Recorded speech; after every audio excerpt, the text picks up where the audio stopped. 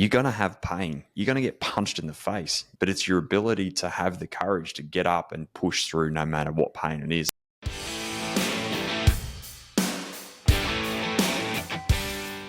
Hi everyone, Rob, Kropp and Dan Stones here from Pravar Group, and welcome back to another episode of The Trade Den. Good to have you back, Dan. Good to be back. Thanks, Rob. Really looking forward to today's conversation all about grit. It's a very important topic, and before we break it down, we're going to get into two types of grit today and really spell these out for you. But before we do, let's define what we mean by grit. What is grit really? And I'm going to start off in the classic what you shouldn't do, which is talk about what it's not. But grit isn't about grind, stubbornness, this grind culture idea that we just keep pushing and pushing. When we talk about grit, I'm going to define it using Angela Duckworth, who is the preeminent person who studies this and has really made this a real big point of focus. And she talks about grit being sustained passion, perseverance, and consistent action to approach your long-term goals. And that's really important. There's three elements to this that I want you to be really mindful of, because any one of those misses and all of a sudden the grit disappears or it transforms into something a little bit negative. You take away action, for instance, and just leave yourself with passion, perseverance, and being punched in the face, you're going to suffer. So there's a real downside to not understanding this definition. Passion's really important, isn't it? Like when you're in pursuit of something, you've got to absolutely be passionate about it. You've got to have a sense of purpose around it. It's that bit of fire in the belly to want to get you up and out of bed and something that to keep striving towards. Yeah, there has to be. I like that idea of fire in the belly. It's got to be there, because as the punches keep coming, you fall down, you get back up. Without the passion, pretty soon you're just getting punched in the face for no real reason. Yeah, it becomes hard work, doesn't it? Yeah, absolutely. Absolutely. Perseverance, same sort of thing. I think perseverance is worth a little bit of a chat. What do you think about perseverance? Perseverance is that thing that you keep going over the long, sustained period of time through the good, the bad, and the ugly. And it's your ability to endure pain, endure the pleasure, and really just keep pushing towards that thing that you're passionate about, that vision, that goal, that desire that you want to fulfill in life. And so perseverance is no doubt a trait that we'll do a whole topic on here in the Trade Den, but it's that one thing that you've got to hold to be able to endure something for the long term, to be able to play a long game. And as we say in coaching, it's a marathon, not a sprint. Yeah, it's keeping your seat at the table. It's continuing to play the game no matter what happens. I think the pain you talk about is inevitable. It's going to happen. Like we said, you're going to get punched in the face. If you can't persevere, you ain't going to get up that many times. So I think that's really important. And then for me, consistent action, it sort of speaks for itself. I think both words are equally important. It's got to be consistent, and you've got to actually do something, right? You can't just stand there and think about it or say, I'm just going to keep standing here while I get punched in the face. Yeah, you can't achieve something amazing in business and life just by hoping, dreaming, and wishing. You've got to get off your ass and actually do the work, show up day in, day out. No one great has achieved something amazing in their chosen field, whatever that is, without actually getting up and getting on with the job. So consistent action is super important. Yeah, for sure. And then the downside then of not having grit. Let's talk about that quickly before we break this down. What's the downside if you're missing grit? What's the result of that? What do you see when you see that? What does it look like when people don't have grit? In the absence of grit, especially in business, you're absolutely going to get punched in the face multiple times. And if you lack that ability to be able to get punched and get back up again, you will quit at some point, and you will lack that ability to be able to pick yourself up, dust yourself off, take the lesson from it, get back up on your feet and keep moving forward. And if you lack that grit, you are constantly going to get punched, and if you don't have the purpose or the why behind it, that's where the doubt starts creeping in. You're going, is this what I really want to do? Should I be doing this? I don't know how much longer I can handle this. And that's where, if you lack grit in that moment, that's when you open up the door to potentially quit or give up on something that you really, really want to achieve in business and life. Yeah, I think the quitting almost becomes inevitable, right? Without it, you will quit. And then what happens is In the meantime, you waste a whole lot of time, a whole lot of resources, be it time, money, time with whatever it is. You're going to waste a whole lot of time without grit because you're going to end up quitting at the end of the day anyway. It's a foregone conclusion. It's just going to happen. The other side of someone who doesn't have grit is they almost develop this negative mindset of, why is this happening to me? It's almost like they become a victim of the circumstances around them. Compare that to someone who acknowledges that there's going to be challenges, there's going to be issues. It's just about how they approach it. If you lack grit, you almost sometimes wallow in your own self-pity, going, why me? Why is this happening to me? Why does this keep happening? That's someone who lacks that grit and that determination, that resilience to be able to take the hit and keep moving forward. They somewhat have that negative mindset and wallow in that to some degree. Yeah, and I think most people that get into business, they get worn out, they burn out. It's not necessarily that they don't have any grit. We're not talking about people that way. And I think this lends itself into our first breakdown, which is people that they mistake what grit they're using. It's almost like they haven't got the grit you need. They've got this other sort of form of grit, which we're going to call dumb grit. And if we break that down, that's the grit that just grinds you slowly or quickly into the ground. It's the grit with no brains. It's the grit that doesn't, it's the non-quitting grit. It's the grind sort of idea of, that's my idea of grit. So I think that breaking that down, if we look at it, the dumb side of grit, sort of where we're heading towards here. And there's probably 3 of those that we want to highlight today. The first one I think of is just muscling your way through it. It's that common mindset of, the longer and harder I work, the more money I make. Or the telltale signs of that is someone who's just been spinning their wheels, doing the same old strategies, taking the same old action, keep showing up day in, day out, not making progress, keep taking the punches, keep getting the hits, and they're just trying to muscle their way forward. But it's they're working on the wrong shit that isn't working, yet they're trying to muscle their way through it. It just doesn't work. That's just a pure definition of dumb grit in my world. It is. And one of the things it looks like are people that walk around, no results to show for all their effort, but they walk around telling you how exhausted they are. We talked about this on a previous episode, like wearing your burnout as a badge of honor type stuff. That's a sign that you've engaged in dumb grit.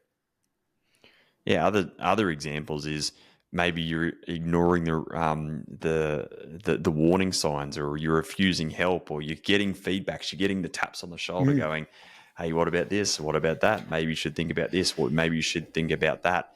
Like, you're getting that feedback and those warning signs, but you're just not doing anything about it. You're ignoring that and keep showing up and doing that. That's just an example of dumb grit, where you're just repeating the same patterns of behavior over and over and over again, expecting a different result. Yeah, pushing hard is rarely the answer, right? Pushing harder, again, we call that banging your head against the wall. That's another type of dumb grit. But pushing harder, repeating the same tactic over and over, even when you know that they've stopped working or aren't working, it's screaming at you. And I think people make that mistake for grit a lot. They do this I'll push harder, like you said. You just work harder for longer. What about the third one we've got, which is mistaking stubbornness for a strength? Like I'll just hold out. I'll be more stubborn than anyone else. And you see people say this. I hate it when people do this too. But people are like, I'm just a stubborn bastard. I'll just do it until it works. I shake my head at that. I don't know what you feel like. Yeah, it's crazy. It's I think deep down, when you're holding on to something that doesn't work. Like if you're holding on to an employee that that isn't right for the business, they're underperforming, or they're toxic in the workplace, or you got a customer that squeezes you on price and stuffs around with your schedule, or keeps pushing jobs out, but you're holding on to them because you're so desperate for work or whatever it is. Like, they're examples of stubbornness and holding on to shit that is not serving you in the long term, yet you grinding it out, hoping things are going to get better. But inadvertently, it doesn't. It just prolongs the pain that you're going through. Yeah, things change, things move, markets move, products change, technology marches on, everything keeps moving. And if you sit there holding out stubbornness and saying, I'll just hold out longer than anyone else, you end up probably sitting on a rock by yourself, just wallowing, like we said before. And again, that's dumb grit. So I think that sort of is some good examples. Hopefully you're not feeling any of those, are you? But if you are, at least you've got some clear definitions. Let's turn our attention now to what smart grit looks like. And again, let's sort of break this down. I think there's three pretty clear ones. Lead us off, Rob. Yeah, the first one is recalibrating, not retreating. And I think it's when you get punched in the face, when you experience that bit of pain, I think it's human behavior to retreat and kind of most people don't want to lean into pain. There's not many crazy people out there who love it that much. And so the temptation is to retreat. But the thing you can do, smart grit, is your ability to recalibrate in that moment, which is stop, reflect, recover, and consider a better path forward. Now, that's the definition of recalibrating. And if you can do that, what it gives you that time is your ability just to stop in the moment, cop the punch in the face and go, okay, well, that hurt. Let's now reflect on it to be able to go, well, why did that happen? What's the root cause of it? What lesson am I trying to get here? Recover a little bit because it could have bloody hurt, whether it's a cash flow thing, pipeline issue, whatever it is. And then think about the most strategic way forward. And sometimes you've got to change tact, a new strategy, a new way of operating. But if you can do that, that's what helps you powerfully move forward and get back up on your feet and get on with the job after you've taken a hit to the face. Yeah, I think that what you describe is great. And I think that's the idea that you learn to respond to things rather than just react. React is I got punched in the face, I got to jump up and do it again. And before you know it, you get smacked in the face again because nothing changed. You just did it blindly and you reacted. But if you learn to do this right, what you said, stop, recover, reflect, consider your next options, all that sort of stuff, then you're responding with some intelligence. You're responding with a different strategy. You've owned that lesson behind the punch, which is our second form of smart grit. It's learning to own the lessons that come from the punch and take something away from the punch as opposed to just blindly getting up and getting hit again. Yeah, correct. When you cop a punch in the face, what that actually is it's feedback. And in business, feedback is an important thing. But if you don't take on that feedback and see the lesson behind that punch in the face, you're destined to repeat the same pattern of behavior until you learn the lesson. Yeah. And so in business, you've got to take the lessons every time they come your way, whether it's a cash flow issue, a pipeline issue, a team issue, or whatever it is going on in your business. If you don't learn from that lesson, you are destined to repeat the same pattern of behavior again until you actually take that lesson. And that's the important thing to remember. Yeah, for sure. And I think there's one more step beyond the lesson that you take out of this. There's one thing beyond the recalibrating, and that's actually taking another set of actions, right? Taking that next step, having the courage, if you like, to get back up and actually do something again, even though it could be completely different, even though it could be something else, but you have to get back up and do something, not just walk around with a lesson. You said courage there. Why is courage important, do you think? Well, I think if we look at the definition or our coaching definition that we use at Pravar for courage, we talk about it being the ability to take action in the presence of pain, fear, and doubt.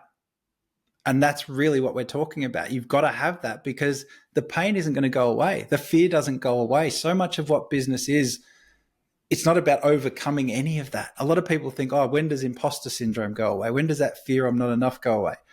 It never does. But the courage you develop to offset it, to be able to say, you know what, can happen, but I've got to act with courage. I've got to put my big boy pants on. Whatever you tell yourself, you've got to still show up and take action. Because if you don't, what's left?